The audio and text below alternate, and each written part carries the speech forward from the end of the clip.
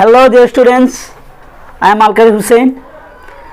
আজি মই তোমালোকক এ টাইগাৰ এণ্ড দ্য জুৰ দ্বিতীয়টো ষ্টেঞ্জা আমি বুজাবলৈ চেষ্টা কৰিম। মই তোমালোকক বাছ অলপ বুজাবলৈ চেষ্টা কৰিছোঁ।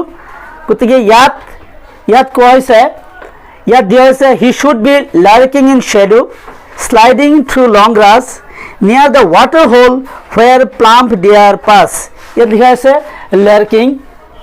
লাৰ্কিং মিন্স টু হাইড, লুকাই থকা। Sliding to move slowly forward, মানে লাহে লাহে গৈ থকা, সন্মুখত মানে গৈ থকা।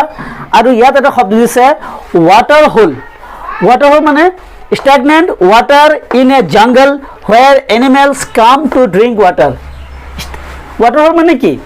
এখন সৰু গাঁত, হাবি জংঘলত পোৱা এখন সৰু গাঁত য'ত জীৱ জন্তু পানী খাবলৈ আহে, তাক ইংলিছত কোৱা হয় ৱাটাৰ হোল। চ' ইয়াত দিছে, ইয়াত দ্বিতীয়টো ষ্টেঞ্জাত কোৱা হৈছে বাঘটো বৰ্তমান জংঘলত আছে, তেওঁ গছৰ তলত লুকাই থাকে। আৰু ইয়াত দিছে শ্লাইডিং থ্ৰু লং গ্ৰাছ, মানে ওখ ঘাঁহনিত কি কৰে আছেগৈ লুকাই পেলাই সন্মুখৰ পিনে গৈ থাকে। নিয়াৰ দ্য ৱাটাৰ হোল, য'ত নেকি খান্তা আছে, খান্তাটোৰ ওচৰত যায়। হোৱেৰ প্লাম দিয়াৰ পাছ, কাক ধৰিবৰ কাৰণে যায়? শকত আৱত লুধপা হৰিণক ধৰিবলৈ যায়। চ'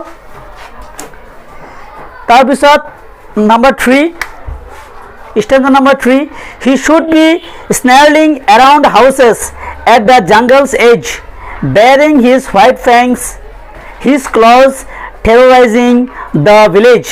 তৃতীয়টো ষ্টেঞ্জাত আকৌ গৈছে, এতিয়া বৰ্তমান বাঘটো আকৌ হাবিত গ'ল। হাবিত গৈ পেলাই কি হৈছে, ইয়াত দিয়া আছে স্নাৰ্লিং, SNARLING। স্নাৰ্লিং মানে নাকেৰে বজোৱা,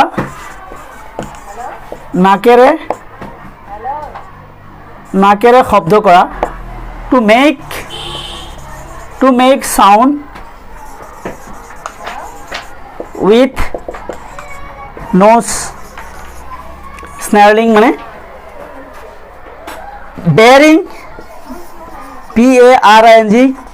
বেয়াৰিং মিন্স টু দেখুওৱা, শ্ব'। হোৱাইট ফ্ৰেংকছৰ অৰ্থ হ'ল বগা দাঁত, হোৱাইট টিথ।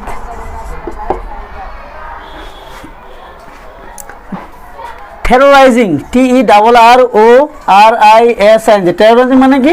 সন্ত্ৰাস সৃষ্টি কৰা। চ' তৃতীয়টো ষ্টেঞ্জাত কৈছে বাঘটো আকৌ হাবিত আছে। হাবিত বাঘটো থাকিলে কি কৰে? হাবিৰ চাৰিওফালে থকা যিটো জংঘলত থকা চাৰিওফালে যি মানুহ, এই মানুহক আমাৰ ভয় দেখুৱায়। উইথ হিজ হোৱাইট ফেংছ, বগা দাঁত দেখুৱায়। এণ্ড হিজ ক্ল'জ, আৰু এই বাঘটোৱে আকৌ মানুহক নখো দেখুৱায়। টেৰৰাইজিং দ্য ভিলেজ, হাবিৰ চাৰিওফালে থকা যিমান মানুহ আছে, মানুহক বগা দাঁতেৰে নখেৰে কি কৰে? সন্ত্ৰাসৰ সৃষ্টি কৰে। চ' ডিয়াৰ ষ্টুডেণ্টছ, আজি আমি 3 নম্বৰ ষ্টেঞ্জালৈকে পঢ়িলোঁ। আমি আকৌ পৰৱৰ্তী ক্লাছত আমি আকৌ চতুৰ্থ আৰু পঞ্চম যিটো ষ্টেঞ্জা আমি আকৌ আলোচনা কৰিম। ধন্যবাদ।